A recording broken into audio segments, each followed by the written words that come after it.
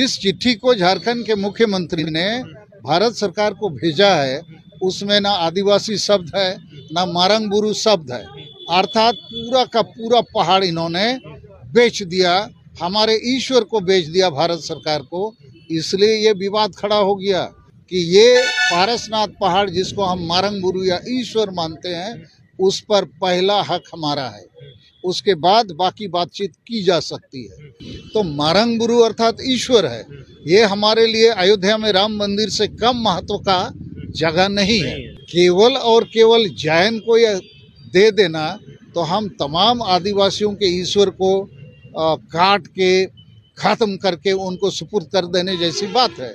लेकिन यदि भारत सरकार और झारखंड सरकार उस पूरे पहाड़ को जैन को लिख के सुपुर्द कर देगा तो हम आदिवासी कहाँ रहें। देखिए, हम बीजेपी को इसलिए सपोर्ट करना चाहते हैं, हमको जेएमएम के खिलाफ लड़ना है, इसलिए कि आदिवासी को बचाना है। तो लोहा को लोहा काटे की तर्ज पर हम तो सामाजिक संगठन हैं, तो हमको कोई ना कोई पॉलिटिकल संगठन का सहयोग लेना। यहाँ पर सालखन मुर्मू को आप जानते हैं, अभी कई मुद्दों को लेकर ये झारखंड में आंदोलन कर रहे हैं। आपने 1932 का जो स्थानीय नीति था उस पर आपने बातचीत हमारी शुरू होगी। बड़े जो है इन्होंने सरकार के 32 की जो नीति था उसका भी इन्होंने आवाज़ उठाया था, उसके विरोध में। कुर्मी, खासकर जो कुर्मी का आंदोलन चल रहा है एसटी का दर्जा पाने के लिए, उसके लिए भी बड़े मुखर रहे हैं।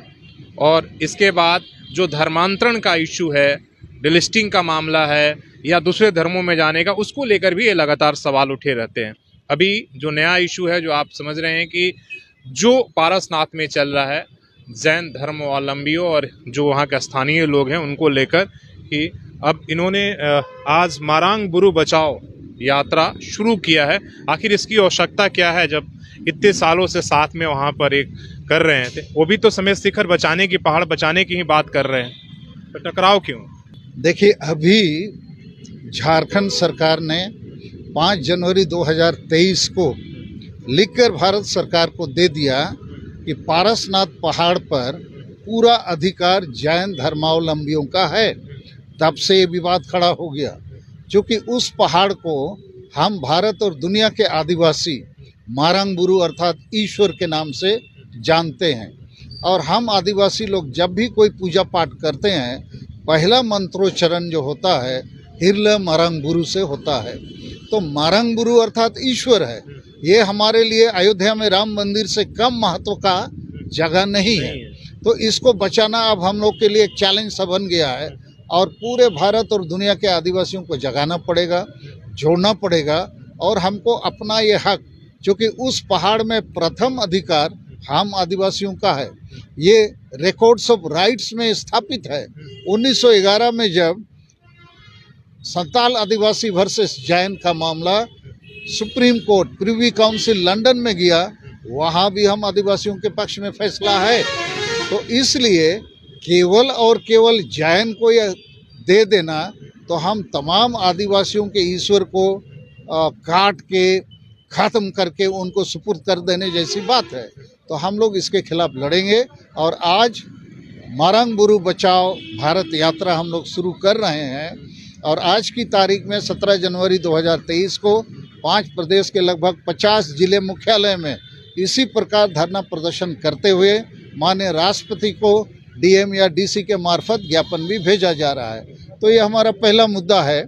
हम तैयार हैं बचाने के लिए, बातचीत के लिए भी, लेकिन यदि भारत सरकार और झारखंड सरकार उस पूरे पहाड़ को जैन को लिख के सुपुर्द कर देगा तो हम आदिवासी कहाँ रहें।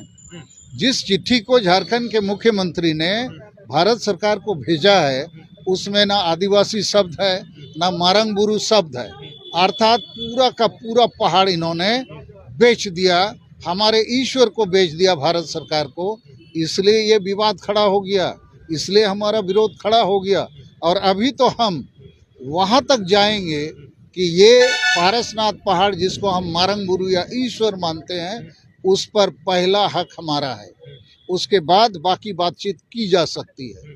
तो पहला हक के आधार पर, रिकॉर्ड्स ऑफ राइट्स के आधार पर, और वहाँ पर हम पूजा पाठ कब से कर रहे हैं, वहाँ हमारा पूजा स्थल भी है, जूग जाहिर थान। तो अभी की स्थिति में भारत के आदिवासी, दुनिया के आदिवासियों के लिए एक बड़ी चुनौती है। लेकिन जिस चिट्ठी ने, झारखंड सरकार की चिट्ठी ने विवाद खड़ा किया है, जब तक उसमें कोई सुधार नहीं होता है तब तक वस्तु स्थिति तो वही है ना कि पारसनाथ पहाड़ पर जैनियों का अधिकार है, हम आदिवासियों का, मारंगबुरु का कोई अधिकार नहीं है।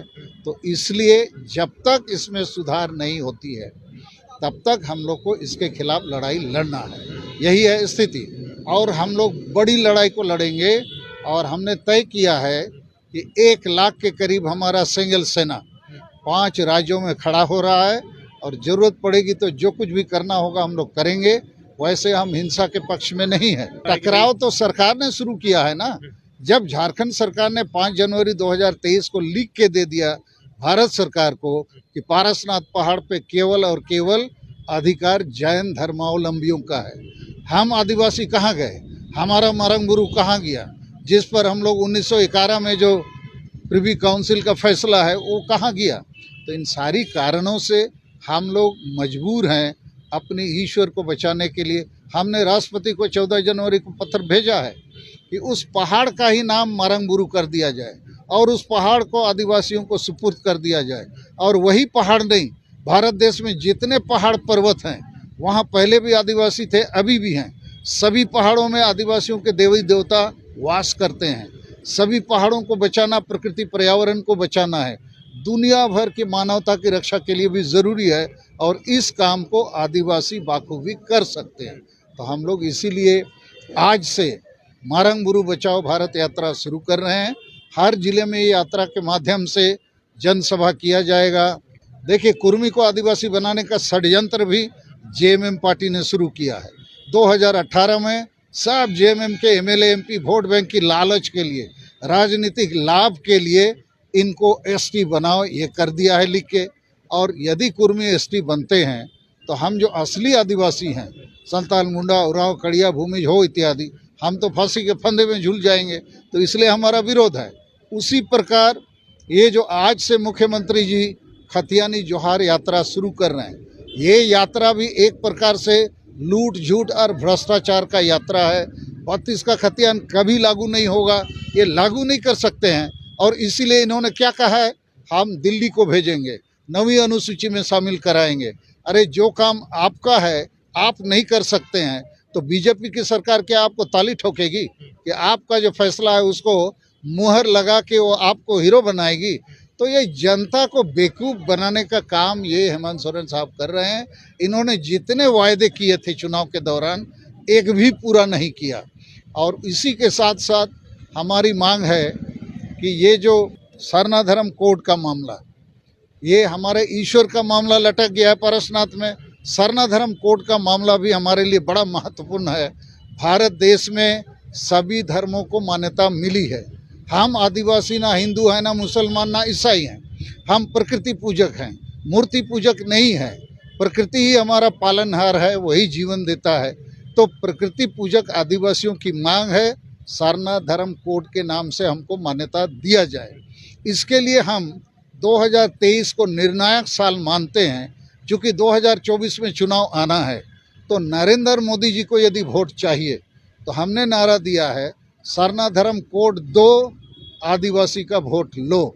और हमको विश्वास है महामहिम राष्ट्रपति द्रौपदी मुर्मू और प्रधानमंत्री नरेंद्र मोदी जी इस पर विचार करेंगे। तो इन्हीं मुद्दों को लेकर आज हम लोग यहाँ धरना पर बैठे। देखिए, हम बीजेपी को इसलिए सपोर्ट करना चाहते हैं, हमको जेएमएम के खिलाफ लड़ना है, इसलिए कि आदिवासी को बचाना है। तो लोहा को लोहा काटे की तर्ज पर हम तो सामाजिक संगठन हैं, तो हमको कोई ना कोई पॉलिटिकल संगठन का सहयोग लेना पड़ेगा। और इसलिए हम खुलकर बीजेपी के पक्ष में हैं, बशर्ते बीजेपी भी हमारे मुद्दों को, जो ज्वलंत मुद्दे हैं, उसको समझे। अन्यथा बीजेपी के लिए भी तिकड़म है।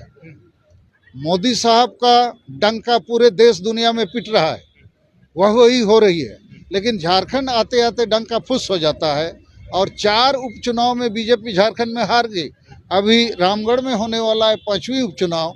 मुझे लगता है जब तक बीजेपी आदिवासी एजेंडों को नहीं समझेगी, बीजेपी के जो आदिवासी चेहरे हैं उनको भी आदिवासियों के दिल की धड़कन को सामने लाना होगा।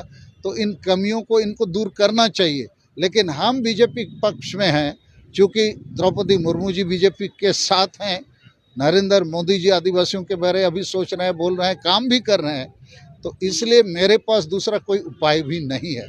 वैसे मैं अभी बीजेपी में नहीं हूँ, लेकिन हम बीजेपी का सहयोग लेना चाहते हैं ताकि ये जो झारखंड मुक्ति मोर्चा जैसी पार्टी सबसे ज़्यादा आदिवासियों का वोट लेती है, भोले भाले आदिवासियों का, और सबसे ज़्यादा ठगती है, उसी प्रकार ये ईसाई धर्म गुरु ये भी आदिवासियों को ही ईसाई बनाते हैं, बिहारी बंगाली उड़िया को नहीं बना पाते हैं, और ईसाई बना के आदिवासियों को ये गुलाम की तरह रखते हैं। तो दिसोम गुरु और ईसाई गुरु हम बिल्कुल इनके खिलाफ हैं, और डीलिस्टिंग भी होना चाहिए। जो आदिवासी ईसाई बने हैं वो वापस आएँ, अन्यथा आदिवासियों की जो भाषा संस्कृति है, उसका इतिहास है, उनका भविष्य है, ये बिल्कुल खतरे में है।